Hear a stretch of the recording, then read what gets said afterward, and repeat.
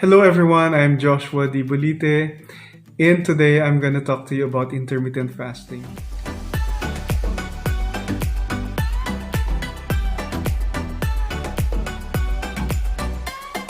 So I'm going to explain to you intermittent fasting based sa level ng aking understanding and based sa aking experience as someone who practice and still practicing intermittent fasting for 11 months now, and somebody who successfully lost weight around 21-22 kilos since practicing intermittent fasting. So intermittent fasting or IF is just an eating pattern. And mostly, lahat ng gumagawa ng intermittent fasting ay gustong magpapayat, gaya ko. If somebody will do it, they'll just set a time that works for them kung saan pwede sila kumain. Yun ang tinatawag na eating window. The rest of the time within the day ay hindi na sila kakain after nung kanilang eating window. Ibig sabihin nasa fasting state na sila after nung kanilang eating window. Ano ang fasting? It basically means abstinence from any food. Hindi ka nakakain ng kahit ano na may nilalaman na calories. So maliban sa tubig at iba pang mga bagay, may calories na ito. Now, let's talk about 16-8 pattern of intermittent fasting. Ito yung pinaka-popular na pattern na ginagawa ng mga nag-IF. So within a day is 24 hours, di ba? If you set an eating window and follow 16-8 pattern, 8 hours ka within the day nakakain or pwedeng kumain and 16 hours kang nasa fasting state. Example, if you set the start of your eating window at 6 a.m. kasi breakfast person ka, dapat you'll stop eating by 2 p.m. na kasi after 2 p.m. ay nasa fasting state ka na until before 6 a.m. in the morning the next day. So, pwede ka lang kumain between 6 a.m. to 2 p.m. Set a time that works for you. Kung saan dun ka pwedeng kumain. So, adjustable naman yan based sa gusto natin or dun sa whatever works sa ating schedule or whatever works dun sa preference natin. If you can live without breakfast, of course, you'll have breakfast. Then, you'll set yung eating window na nako-cover yung breakfast saka lunch. Kung hindi ka naman morning person, gaya ko, iset mo yung iyong eating window na pwedeng makover yung lunch saka dinner. So, basta ang point doon, choice mo kung anong oras mo pipiliing pwede kang kumain at hindi ka nakakain kasi nasa fasting state ka na. So, you'll set a time for yourself kung saan 8 hours kang pwedeng kumain and then the rest of the time ay hindi ka nakakain kasi nasa fasting state ka na. Let's talk about what I did. I'm gonna share to you my experience when I started intermittent fasting. So, I started it 11 months ago and I initially set yung aking start ng pwede akong kumain at 12 p.m. hanggang 8 p.m. Yun ang eating window ko. Bakit? Kasi hindi naman ako morning person. Usually, hindi pa ako gising ng mga alas 6, alas 7. And I still like the possibility of having lunches and dinners with family and friends. But later, nag-adjust ako ng 1 p.m. to 9 p.m. kasi feeling ko masyadong maaga yung 8 p.m. na ending ng aking eating window. Kasi some of my friends, they still want to go out or they're still eating at 8 p.m. up to 9 p.m. So, I adjusted my eating window from 1 p.m. to 9 p.m. The rest of the time, after 9 p.m. ng gabi, hindi na ako kumakain, nasa fasting state na ako until before 1 p.m. the next day. Let's talk about what you can eat within your eating window. You can start with your regular diet. Kapag magsisimula ka pa lang, you can start with your regular diet and then observe your body kung kaya ba niyang agad-agad, walang rice or agad-agad 8 hours ang fasting mo. and how your body reacts to it. So observe mo how your body reacts to it. Madali ka bang manghina kapag wala kang kinakain?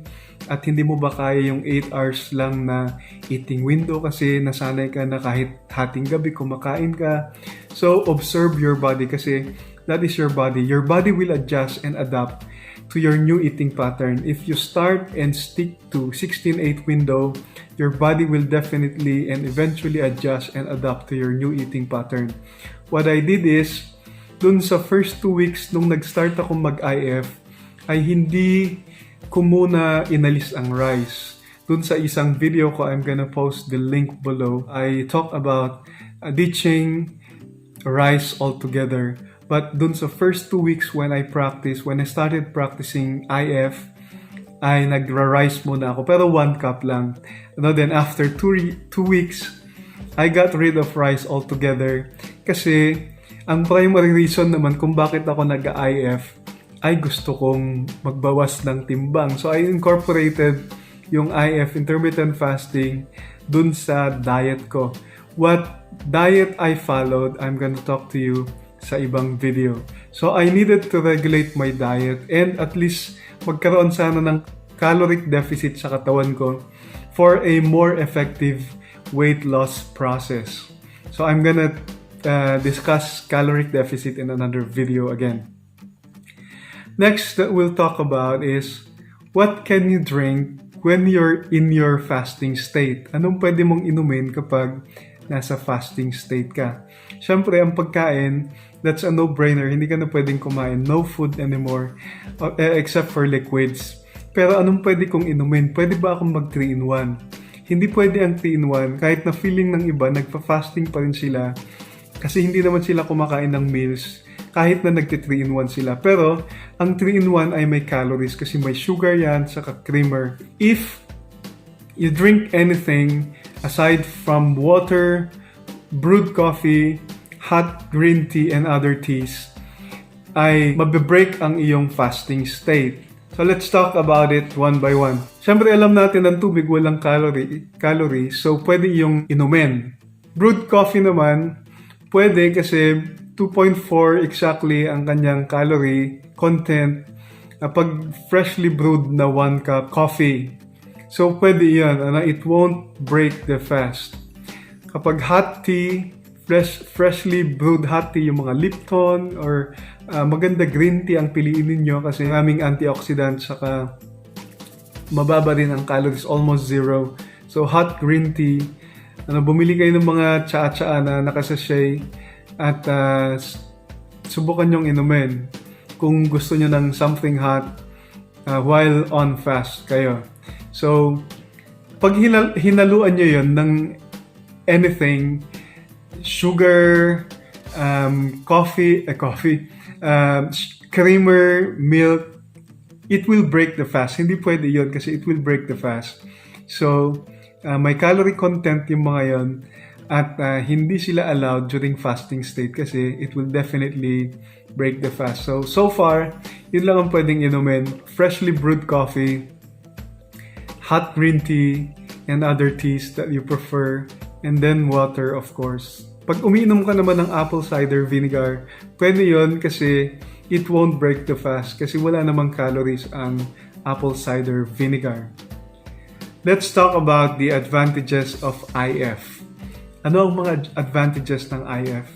Madali lang itong i-google. So, i-google mo advantages of IF or health benefits of intermittent fasting. Pero I'm gonna talk to you anyways kung ano yung mga benefits nito.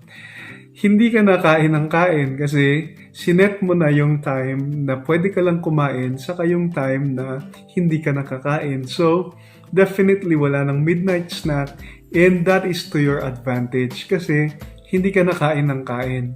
Ang problema kasi, kain tayo ng kain and then nagrereklamo tayo kung bakit tayo tumataba. Pero pag nag-IF ka, within 8 hours ka lang pwedeng kumain if you follow the 16-8 pattern. And then for the rest of the 16 hours na nasa fasting state ka, hindi ka nakain ng kain kasi nagfa-fast ka nga. And next na advantage is makakatipid ka kasi mababawasan ng isang meal within the day ang kailangang isipin mong gastusan. And it will help you to focus on things kasi kapag nasa fasting state ka, mas better ang iyong concentration. Next, mas papayat ka, mas gaganda ang skin mo kasi magkakaroon ng cell regeneration. Kapag nasa fasting state tayo, ay nagkakaroon ng repair ng mga cells natin na damage. You can research more about that sa Google. Next is that it will lower your blood insulin and then your blood sugar, especially sa mga diabetic. And it detoxifies and cleanses your body. Primarily, why people fast, yung mga taong nagpa-fasting, gusto nilang malinis, matanggal yung mga toxins sa kanilang mga katawan, kaya nagpa-fast sila. At of course, marami pang ibang advantages ang intermittent fasting na back up by research and studies. Kaya start practicing intermittent fasting, not just for weight loss, but also for a healthier body. God bless everyone, and hopefully you subscribe to this channel. I'm just starting this YouTube channel and I'm not really good at looking at the camera. Thank you pa rin sa mga nanonood, and hopefully you support this channel and then see it grow as the time passes by. God bless. Thank you, everyone.